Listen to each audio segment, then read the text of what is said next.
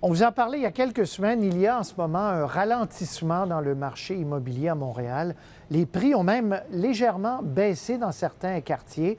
Et on disait, en fait, c'est parce qu'il y avait trop de condos à vendre, trop de condos sur le marché montréalais. Or, erreur, dans quelques années, nous dit-on, il y aura encore plus de condos, mais des condos de luxe.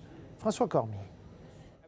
Qui devient l'avenue des Canadiens. Il n'y a qu'à circuler quelques minutes entre ces maquettes pour s'apercevoir que le visage de Montréal est appelé à changer. C'est la première fois qu'il y a autant de maquettes énormes comme ça. Une association de propriétaires immobiliers veut montrer que Montréal est l'endroit idéal pour investir, où le marché est en effervescence. En ce moment, il y a 1, 2, 3, 4, celui-là 5 en septembre. 5 grandes tours de gratte-ciel à Montréal en ce moment au centre-ville.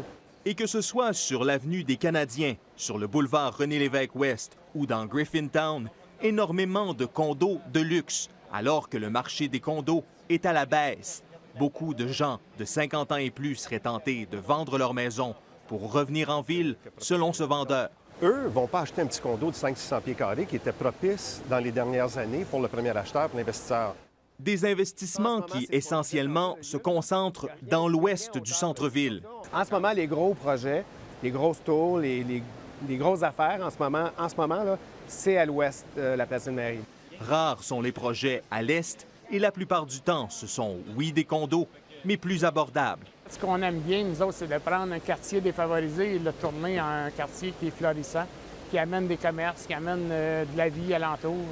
Bien que cette entreprise propose un méga chantier de 260 millions, un nouveau toit pour le stade olympique qui coûterait, selon eux, moins cher que ce qui est discuté actuellement parce qu'il serait autoportant. Tous les autres toits qui ont été proposés à date requièrent le renforcement des structures de béton et du mât.